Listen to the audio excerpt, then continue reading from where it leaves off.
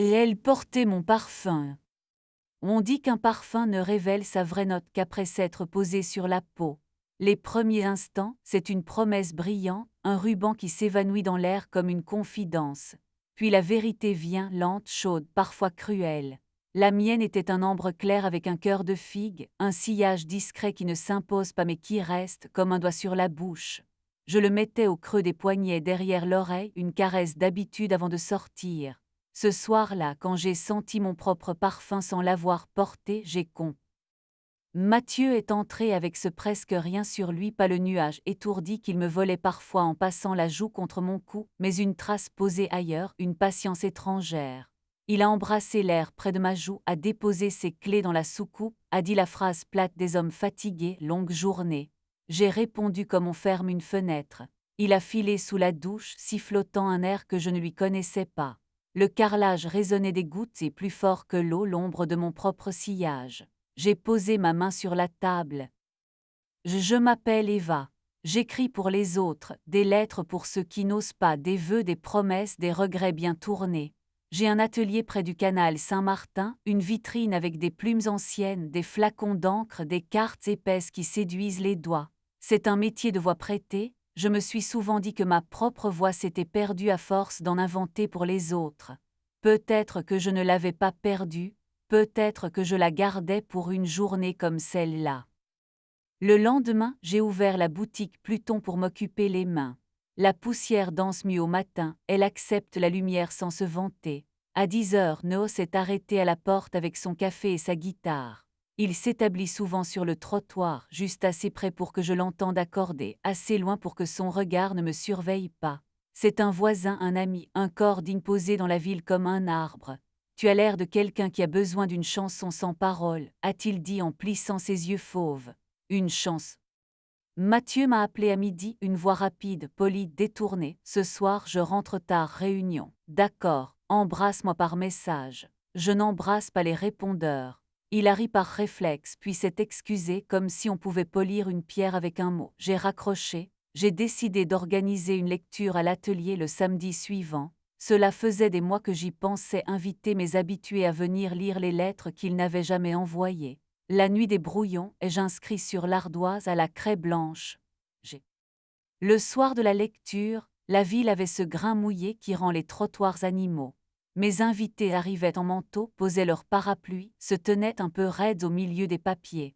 J'avais porté une robe noire très simple, je connaissais mon rôle, tenir la lumière, tirer les rideaux, offrir du thé, du vin, des regards qui encouragent.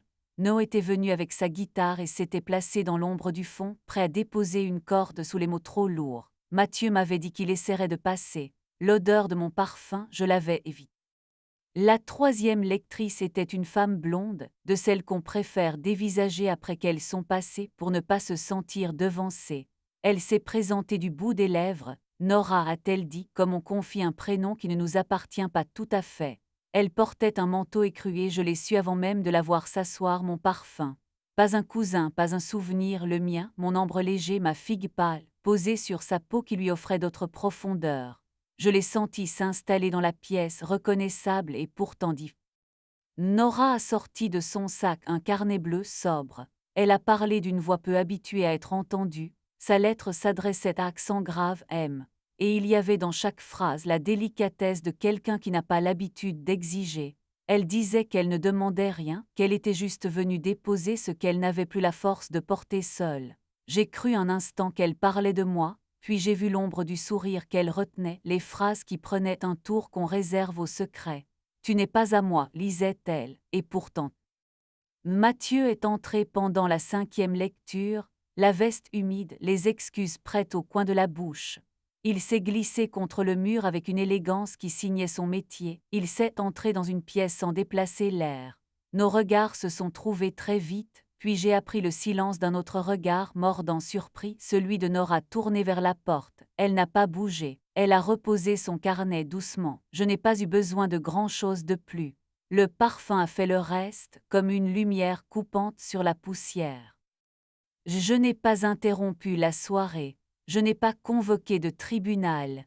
Je me suis contentée d'une consigne que j'avais écrite de toute façon sur l'affiche, mais que je prononçais en la regardant à elle, lui à lui et moi à moi. Ici, on ne commente pas les lettres des autres, on les remercie et on les laisse partir. Ma voix ne tremblait pas.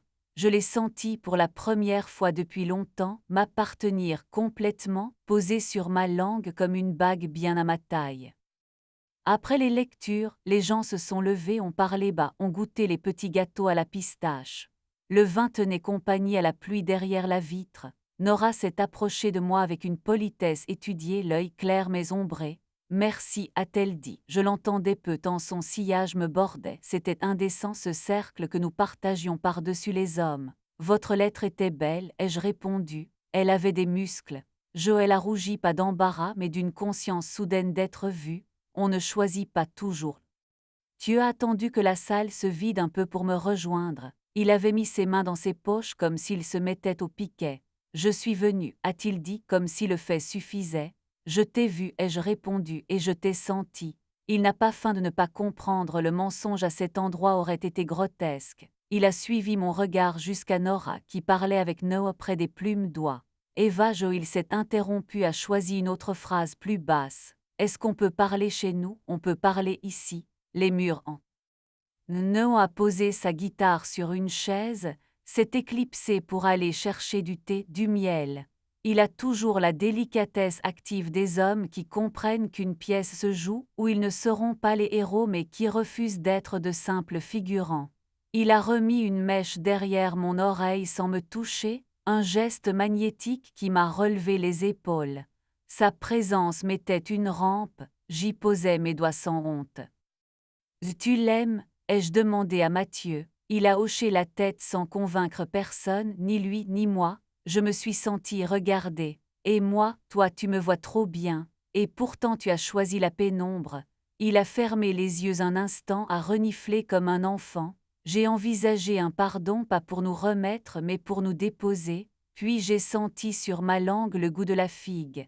Il était trop tard pour prétendre que je n'avais pas faim ailleurs. Noah a remis à chacun une tasse fumante. Il a effleuré ma main sous la porcelaine. C'était un geste à la limite de l'intime, mais qui restait du bon côté. Ma peau a répondu, je ne m'en suis pas excusée en moi-même. Il n'y avait plus de place pour la culpabilité empruntée. Je n'ai pas humilié Nora. Je l'ai laissée passer près de moi avec ce parfum bâti sur ma mémoire, et je n'ai pas arraché rien. Elle m'a adressé un bonne soirée presque tendre. J'ai répondu bonne route et je l'ai pensé. Qu'elle prenne ou non Mathieu, elle prenait de toute façon un chemin où je n'avais plus de goût pour marcher. La nuit s'est prolongée dans l'atelier, plus douce que je n'aurais cru.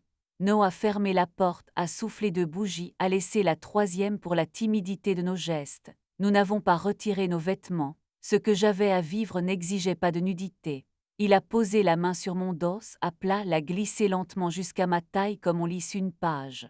Mon corps s'est offert dans ces centimètres-là, pas plus pas moins. Nous avons dansé entre les tables, sur un air qu'il fredonnait sans instrument, une pulsation à deux qui n'avait pas besoin d'être.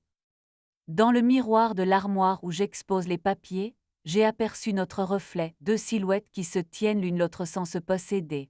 J'ai pensé que c'était peut-être ça, l'érotisme qui nous sauve, ce qui promet sans voler, ce qui frôle sans exiger, ce qui allume sans brûler. Noah a embrassé la courbe sous mon oreille, a murmuré « Je suis là sans plus ».